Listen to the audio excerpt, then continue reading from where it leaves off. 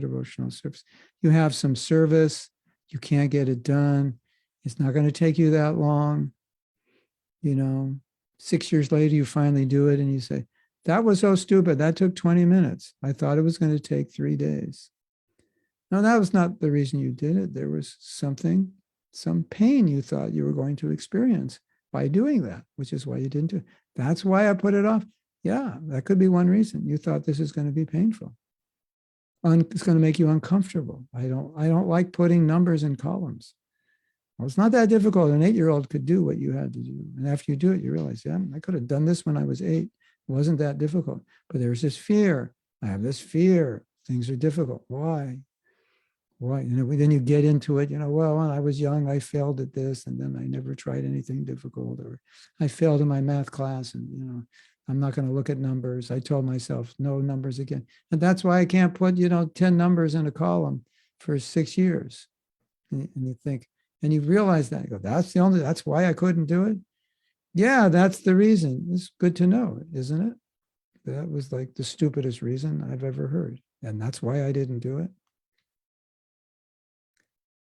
There's so many things like that. It's just the way it is. Okay, let's take some questions or comments.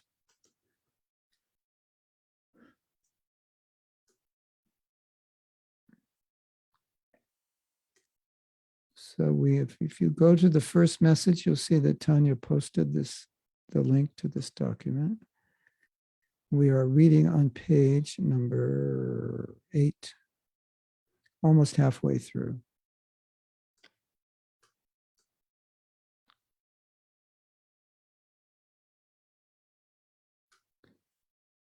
Okay, Krishna Premi, you said I was so depressed about it. What is it referring to? I forgot what we were talking about, the it. What was it? What was the it?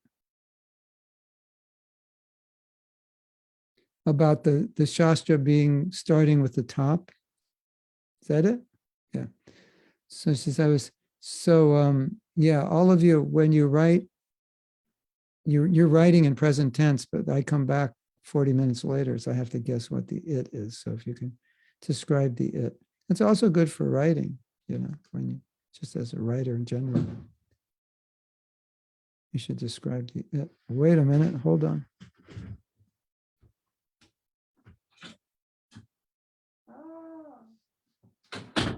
Interesting. Something happened. I'm doing an experiment in my studio. I have some backdrops and we taped them up and I hung it. And gradually the tape pulled off. It took 3 days and this super tape came off, which means we're going to have to sew them, which is, any of you know how to sew? You want to fly over here and sew them for me? They're like 9 feet long and they have to be sewed so you can stick a pole through them. Yeah.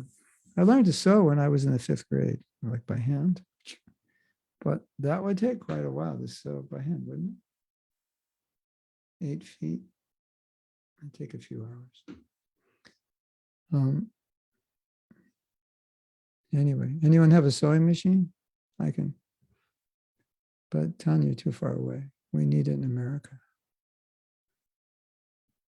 Well, I could send you the backdrop and you could sew it up. Probably cheaper to do it here. All right. So I was so depressed. Read about this shoulds, because reading Shastra, you assume you should be the highest class devotee, ASAP, or you are rubbish. Kumash, your classes help me to look at in a healthy way and go in small but secure steps. Yeah, okay. That's the subtitle of the video. You don't have to be rubbish. You don't have to feel like rubbish unless you want to. I think some of us like to feel like rubbish. Feeling like rubbish your comfort zone?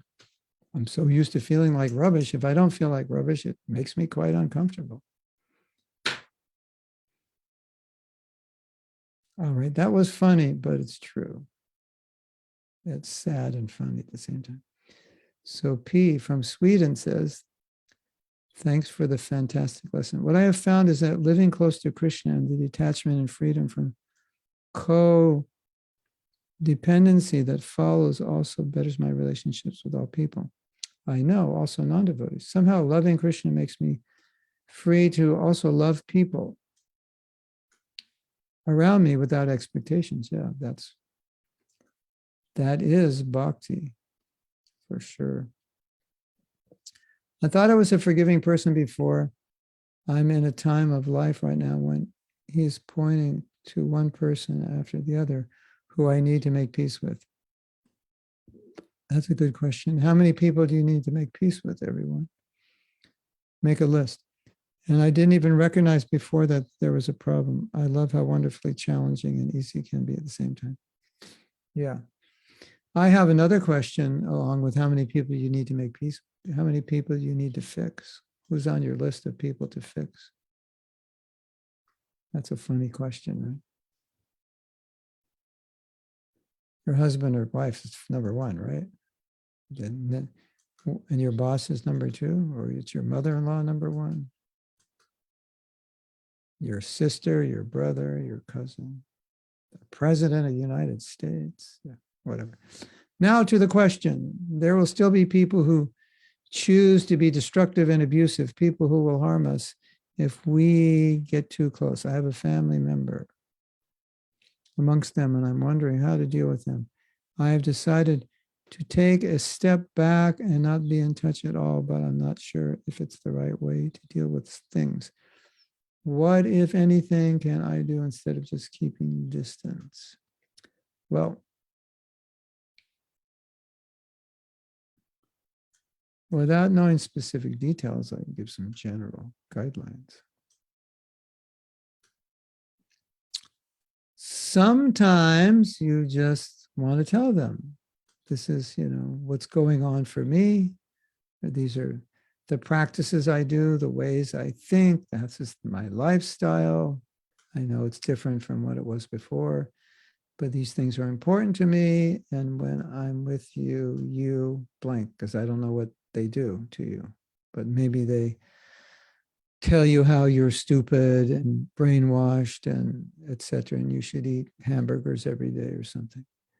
And you have to tell them that's not helping me. And if you want a relationship, you have to understand what are my values. And I'm not going to tell you not to do what you're doing. And I just would hope you tell me the same. So that's one way. Another way is to think about, P, 10 years from now, this may not be a problem for you. So if it is a problem for you now, you may need to be distanced. But you could also tell them and say, this is a problem for me. Probably I'm just not mature enough in my spiritual life, and I need to keep a little bit of a distance from people who aren't on the spiritual path. And, this is just the decision I'm taking for now. Of course, any devotee or any person, devotee, not devotee, wants to associate with supportive people, like-minded people. That's natural. So this is not just a spiritual thing. But it becomes easier when you're an older devotee because you're more secure in if people are the way they are, you're okay with it because it doesn't affect you anymore, or it doesn't affect you much. It's not that you want to be close with lots of people who don't share spiritual views or a spiritual lifestyle, because it's just not, it's not tasteful for you. It's not the way you want to live. So you want to reflect also on, am I being affected because of my level of Krishna consciousness, or is it something else also? So both things are there. They have influence. Not knowing any more details, it's hard to say. But it is true. Sometimes relationships can be toxic and you need to distance. And sometimes if the relationship is very difficult, distancing is the best message, because then people understand, oh, my behavior has really hurt them. They've taken some drastic measure. Though sometimes that communicates something that words won't communicate. I've seen this in marriages when one partner is being abused and they try to explain that to their partner. The partner doesn't understand. And the partner understands when one day they wake up and that other partner's gone with a note on the door. Then they go, oh, I guess I abused them. Sometimes, I'm serious. Sometimes it's the only way they can understand. So I don't know your situation. Okay. Brian sews. Okay, he has a sewing machine. Can he sew something that long? 8 feet long? Because if he can, I can order the backdrops and just have them sent to you. And then you can come to Austin when I go there and deliver them. She's finding out if Brian can do it. The next question is, will the shipping cost more than the sewing if I got someone to do it here? But he can do it? Yes, maybe. City's going to tell us when she. I believe he can. Yeah. I believe he can. Sure it is. You could send me a message. That's hard to hear you. You send me a message on Facebook and then we'll figure it all out. Okay. All right. So we can continue reading.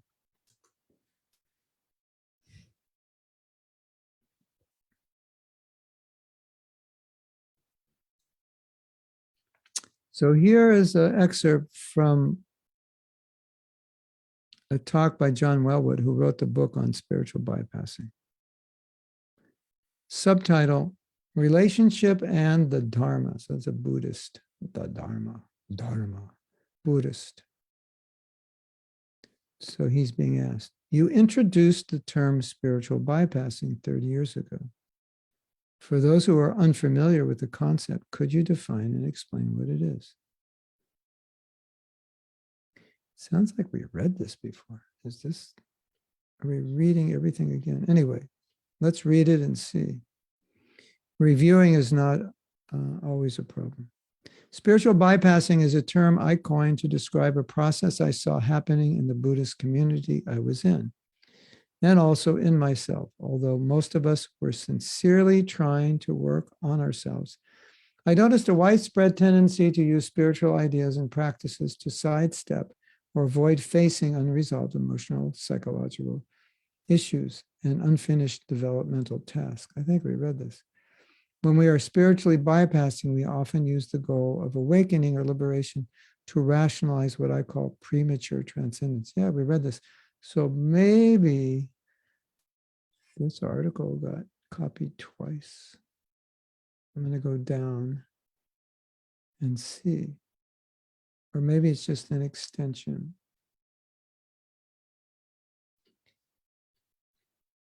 Maybe there's more to it. Let's just read it. It'll be review if nothing else. When we are spiritually bypassing, we often use the goal of awakening or liberation to rationalize what I call premature transcendence, trying to rise above the raw and messy side of our humanness before we have fully faced and made peace with it. And then we tend to use the absolute truth to disparage or dismiss relative human needs, feelings, psychological problems, relational difficulties, and developmental deficits. I see this as an occupational hazard of the spiritual path, in that spirituality does involve a vision of going beyond our current karmic situation.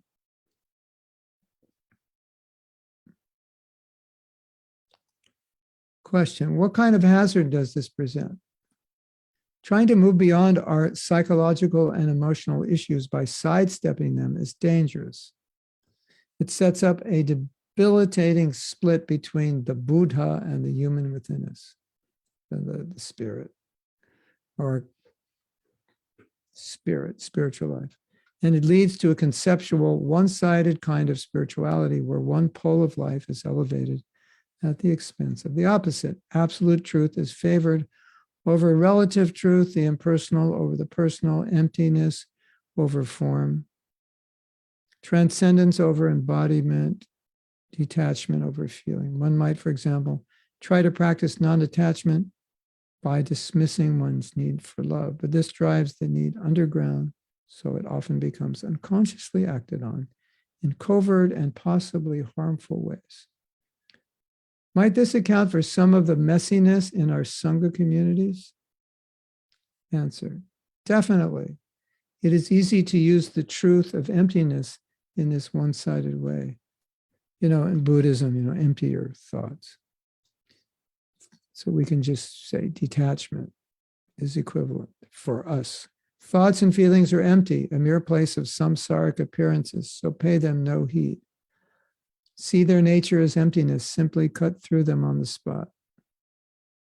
In the realm of practice, this could be helpful, but in life situations, these words could also be used to suppress or deny feelings or concerns. Yeah, I think another problem is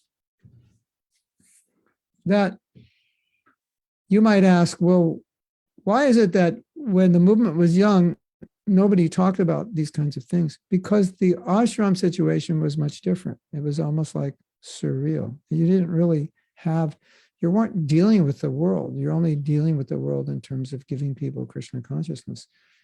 So a lot of these things were not necessary, or they didn't come to us. They weren't that important. I mean, always important, but not in the face kind of important. You might ask, well, how do we deal with our parents? Answer, we didn't. So, how did you deal with this? Answer, we didn't. That was our detachment. We just didn't deal with it. And, 20 years old, don't deal with your parents. I didn't deal with my parents since I was 15. Now I'm a devotee at 19. What's the difference? I still don't deal with them. So, and just go on. It was like we weren't aware that there was a problem. Like, what's the problem? My parents are not devotees, so I don't deal with them. When I was a hippie, I didn't deal with them because I thought they were too straight and materialistic. So it's just the same thing. So we didn't really see beyond it. And because we're not interacting with the world, most of us were not married. We didn't have jobs. Even the householders didn't have ordinary jobs, most of them.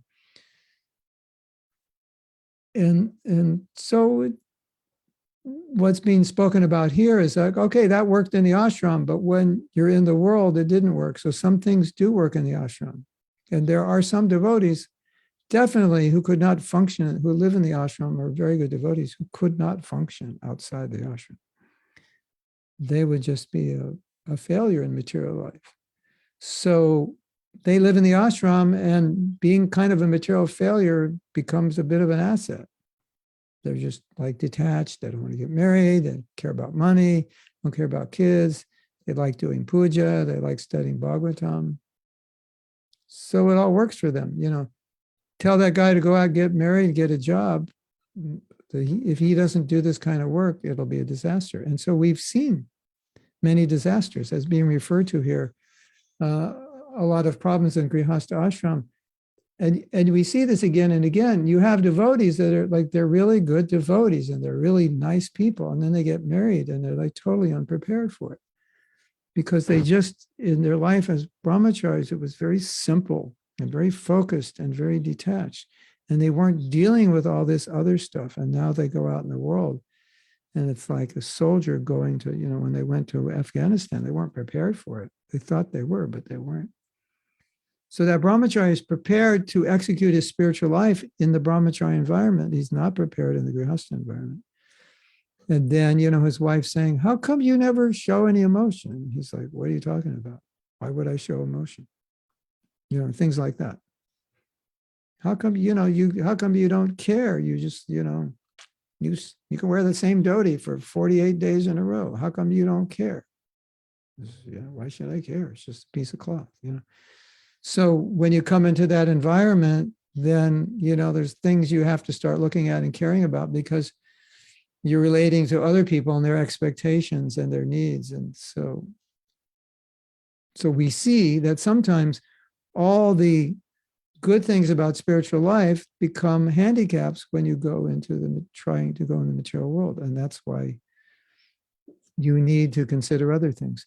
And I think some devotees have a hard time understanding this, especially the renounced, those who were never married, and that, or extremely renounced, even grihastas, who never really got that involved, had to get that involved in material life. Sometimes they don't understand why would you need all these discussions and understandings. And there are grihastas who basically live like brahmacharis. They have that same mood and mentality, and that's how they live. And a lot of them never had kids, so they weren't like fully grihastas in that sense. They didn't really, because until you have kids, you don't really get into it deeply. And some live that way with kids, and for a lot of the kids, it didn't work because the kids need more. So I think that's a point being made here.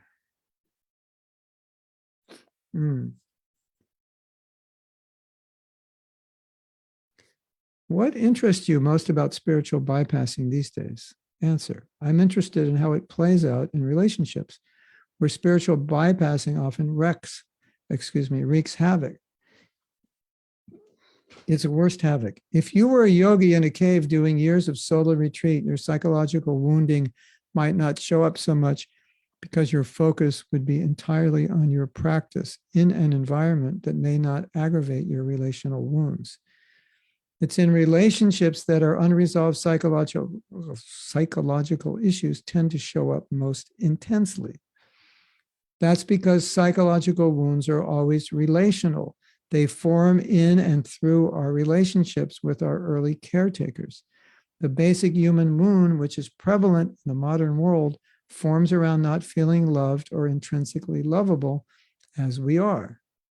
Intrinsically lovable as we are. Inadequate love or attunement is shocking and traumatic for a child's developing and highly sensitive nervous system. And as we internalize how we were parented, our capacity to value ourselves, which is also the basis for valuing others, becomes damaged. That's why sometimes you'll see people, and they might be very Krishna conscious, but you might see something that you wouldn't expect in a Krishna conscious person. And it could have to do with how they were raised or just their nature in itself, which sometimes does not change even though they advance. I call this a relational wound or the wound of the heart. There is a whole body of study and research in Western psychology showing how close bonding and loving attunement, when it's known as secure attachment, have powerful impacts on every aspect of human development. Secure attachment has a tremendous effect on many dimensions of our health, well-being, and capacity to function effectively in the world.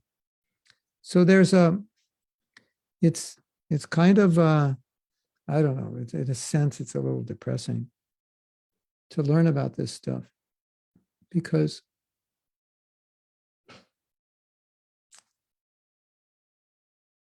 sometimes I see there are certain devotees that, like, if they don't get their way, they're not happy. You know any kids like that? Stephanie, you see any kids like that? Don't get their way, they're not happy. Yeah. So I was just listening to this psychologist. He said something, maybe you've heard this before. He said, we're not raising kids, we're raising adults because the kids will become adults. And so if you spoil kids, they become spoiled adults. If they're mature kids, they become mature adults. So, you know, some devotees say, you know, what's all this psychology stuff? We don't need it, this and that. But I don't think it's a question of you need it or not. It just exists. It's like saying, we don't need sunshine. And I guess they could say that in England. But there is sun up there above the clouds. You do need it. So, you know, these are realities. And it helps answer the question of why we see some kind of anomalies in the nature of an individual who otherwise is a very advanced devotee and very, very sincere, good sadhaka and so on. But, you know, if you're raised to be spoiled, you could be a spoiled adult and everything has to be your way or you don't want to participate. We've seen this. Some people are in groups, and if the group doesn't go their way, they just quit. They can't work with it. That's just how they are. So it's not, it's not ideal for working together as an organization. So the purpose of these kinds of discussions, I always have to remind you, is not so you can go around with a pad and a pen and check all the boxes of all the problems everybody has. But it's to bring awareness to these issues, primarily for yourself, so you can correct yourself. Or if there are serious difficulties in a temple, specifically with devotees, it may help you understand what's going on and why this otherwise nice devotee seems to be acting in strange ways, which are not necessarily conscious. They're programmed, or that's the worldview that they were raised with, and that's just how they do it. It also can help us be more tolerant, understanding, well, that's just how that person is. They don't know that, and they don't want to know that. And part of them not wanting to know that is part of how they're programmed. So, it's like, okay, that's just how it is. Now I have to decide if I want to be part of it or not. And if I want to be part of it, it's easier to be part of it knowing that that's how it is, right? And our job is not to fix everyone in the world. More of our job is to allow people to be how they are and fix, quote unquote, the people that come to us and say, can you help us? And the other people, just deal with them as they are, because that's how they are. Another profound statement. Deal with people as they are, because that's how they are. I have so many profound statements that I should definitely get a Nobel Prize for saying these things. No doubt about it. I'll write my new book, Deal with People How They Are, because that's how they are. And you open the book and there's no pages in it. It's all said on the cover title. You don't need to waste your time reading the book. And I just made $10 by you buying the book. So you're helping support my mission. Deal with people as they are, because that's how they are. Yeah, and another thing, Krishna says, even I can't change them. So what to speak of us? I got to change this guy. Yeah, good luck. God can't even do it. You think you're going to do what God can't do. Yeah.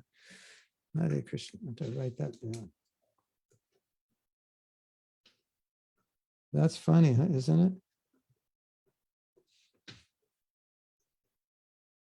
You remember that story I told you?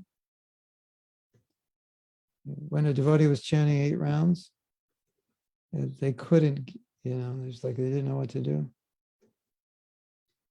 He said, Prabhupada, can you ask him? And Prabhupada said, no, he won't listen to me. So even Prabhupada couldn't get it. So I can't tell him, he won't listen to me. So, there were disciples of Prabhupada who even wouldn't listen to him. Hare Krishna. Okay. So I guess that's it. Is there anything else in the chat? There is. Stephanie. I found that since practicing Krishna consciousness, the very issues I see as obstacles in my Krishna consciousness are actually the places I need to grow and heal emotionally in my relationships with my family. It doesn't always feel good, requires a lot of effort. I can understand the draw of living an ashram life. Yeah. Yeah. So all of you mothers and fathers who never lived in ashrams, when you're older and your kids are grown up, you can just go to Mayapur Vrindavan and, just anywhere in Mayapur Vrindavan, living is like living in ashram. But I like to do little retreats where you can live like you're in an ashram for a few days. So or after COVID, we can organize something like that. If you're all willing to come. We just do a morning program and we do seva and we have classes and evening programming. So it's like living in a temple. You get to live in a temple for a few days. And one of your experiences living in a temple is you'll always be tired. That's what it's like to live in a temple. You're always tired. All the time. You're tired. And the only time you're not tired is when you're eating prasad. Because it keeps you awake. So we'll do a retreat. We have this retreat center now, hour and a half from here. So I'm working with the devotee who's running the retreat center, And he's always encouraging me, yeah, do retreats, do retreats. So we can do, we'll call it a sadhana retreat. We just live like we're temple devotees. But you have to leave your kids at home. Because if you bring your kids, you can't live like you're a temple devotee. Well, no, you can bring your kids as long as you bring your husband to watch the kids, or vice versa. One of you has to be free to do sadhana, and the other one just from a distance. Or maybe each day you can shift off. Yeah. Okay, so we can end class here.